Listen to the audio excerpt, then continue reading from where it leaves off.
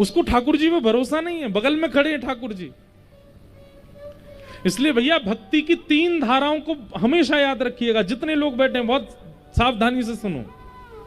भक्ति में 3 भाव कभी भी आपके नष्ट ना हो।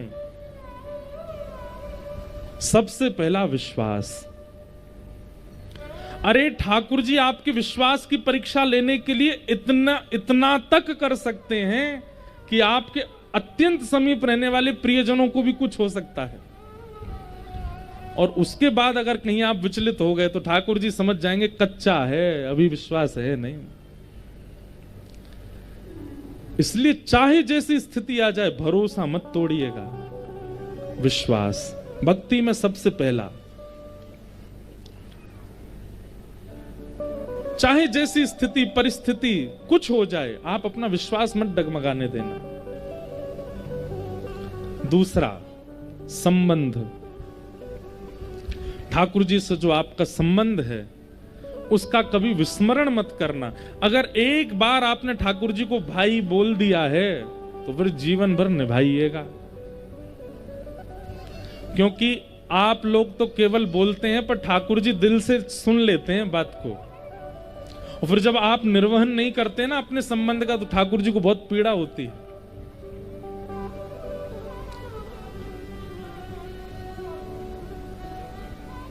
गुसाई श्री विठलनाथ जी श्रीमद वल्लभाचार्य जी के पुत्र हुए। गुसाई श्री विठलनाथ, उनके 7 पुत्र थे और 7 पुत्रों के ब्याह हो गए थे। 7 पत्नियां थीं घर में, लेकिन वो 8वें पुत्र के रूप में, अब 8वां तो नहीं कहेंगे, पहले पुत्र के रूप में ठाकुर जी को अपना पुत्र मानते थे, ठाकुर जी को अपना लाला मानते थे। बड़ी लीलाएं गुसाई श्री विठलनाथ जी की हमने कथा में सुनाई हैं। तो ठाकुर जी को अपना लाला मानते थे। सब लोग ध्यान से सुनना। तो एक बार एक मनहारन को उन्होंने अपने घर भेज दिया। बोले हमारी 7 बहू हैं, जाओ उनको चूड़ी पहना दो, जैसी उनकी रुचि हो वैसी। मनहारन आई, किसी ने लाल चूड़ी पहनी, किसी ने हरी चूड़ी पहनी, किसी ने, सब ने पहनी जैसी जिनकी योग्यता। 7 बहुएं पहन के चली गई। इतने में छोटी सी लाली आई और उसने अपने छोटे छोटे हाथ आगे किए, बोले हमें भी पहनाओ। तो मनहारन बोली अरे तू कौन की लाली है? बोले मैं लाली तो बरसाने क्यों, पर गुसाई विठलनाथ जी की मैं भी बहू हूं, 8वीं बहू हूं। और 8वीं नहीं, ये सबरी दूसरे से 8वें तक मैं पहली बहू हूं गुसाई जी की। और छोटी सी बोले बहू बहू, तो मनहारन को तो बड़ी उस पर मतलब करुणता आवे, उसको ऐसे गले लगाने का मन करे। अरे लाली तू तो बड़ी सुंदर है, तेरो ब्याह है क्यों? बोले हाँ मेरो ब्याह है क्यों। अच्छा तेरो पति कहाँ है? और पति मंदिर में पुजवार हो है अपने आप पे पति मंदिर में ठाड़ो है। और उसकी बात सुन, छोटे बालापन की बात पर विश्वास। अप्रेमयम बलम तस्य बालकस्य नते विदु। भागवत जी में श्री यशोदा मैया को बालक ठाकुर जी की सच्चाई बताते हैं, लेकिन यशोदा मैया मानती नहीं, क्योंकि बालकों की बात पर भरोसा कम होता है। लेकिन एक बात सुनिएगा, ये बालक ही हैं जो झूठ नहीं बोलते।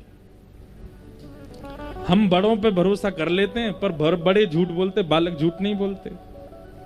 क्योंकि बालकों का स्वभाव सीधा होता है ना, तोतली वाणी होती मीठ, इसलिए हमको लगता है कि ऐसे ही बोल रहे हैं, पर बालक झूठ नहीं बोलते। मोह चूड़ी पहनाओ, तो मनहारन ने तो चूड़ी पहना दी। और श्री किशोरी जी के रूप माधुरी को देख करके वो तो इतनी प्रसन्न हो गए। लौट करके गुसाई जी के पास गई। गुसाई जी बोले पहनाया ही चूड़ी? बोले हाँ। कितनो पैसा भयो तेरो?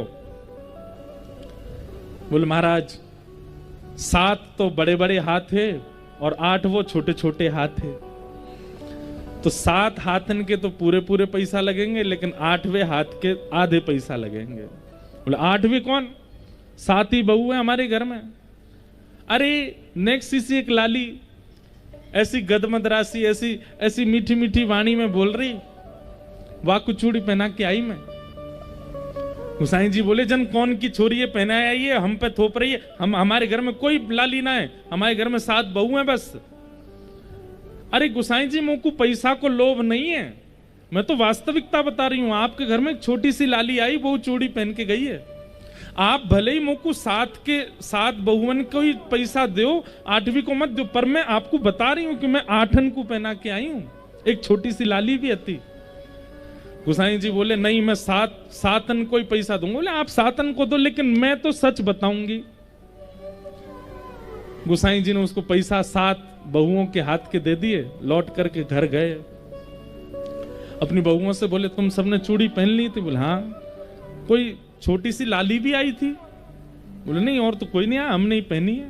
बोले वही तो मैं उसको बोला कि हमारे घर में तो कोई है नहीं, कौन है पहनाया आई तू?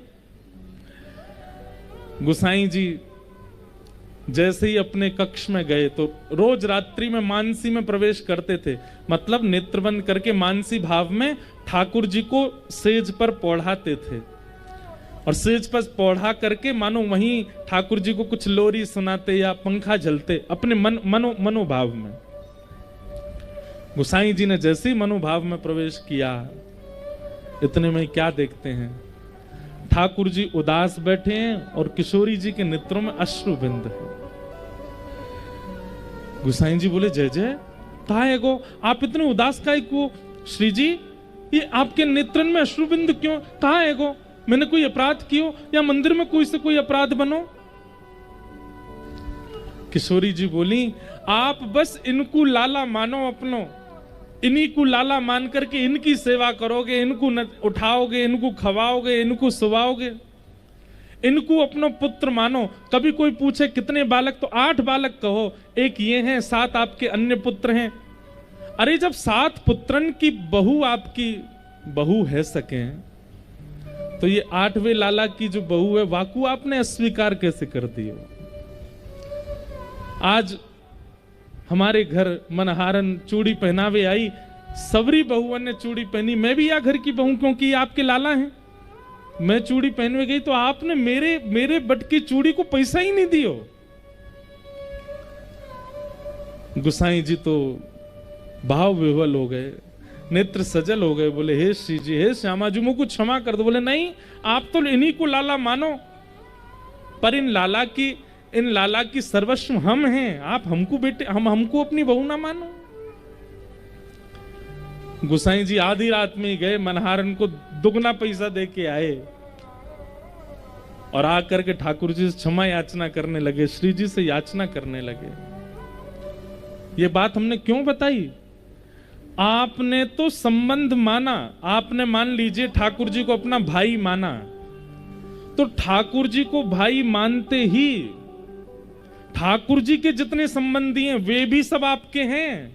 फिर किशोरी जी आपको अपना देवरी मानेंगी, क्यों? आप ठाकुर जी को अपना भैया मानते हो, आप ठाकुर जी को अपना पुत्र मानते हो, तो श्री जी आपको अपना सास ससुरी मानेंगी, बोले कि ये इनके बेटा हैं तो हम इनकी बहू हैं।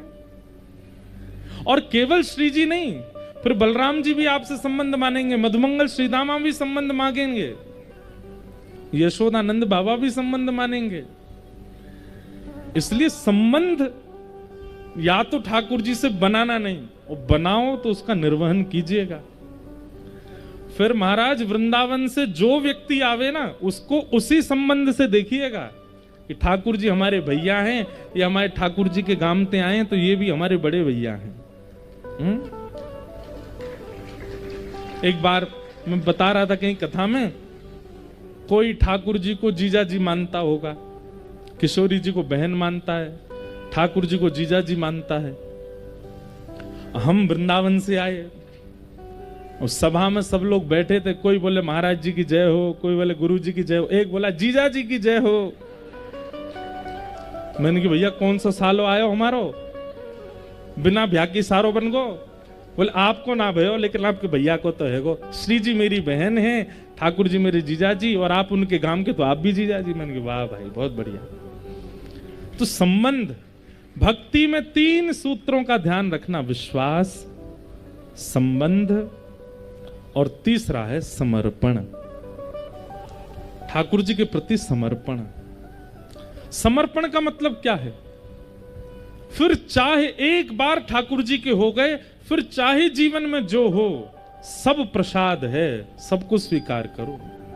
प्रसाद का नियम होता है, मंदिर में मिलने के बाद अगर हाथ से गिर जाए तो पृथ्वी से उठा करके भी पालो, प्रसाद छोड़ा नहीं जाता।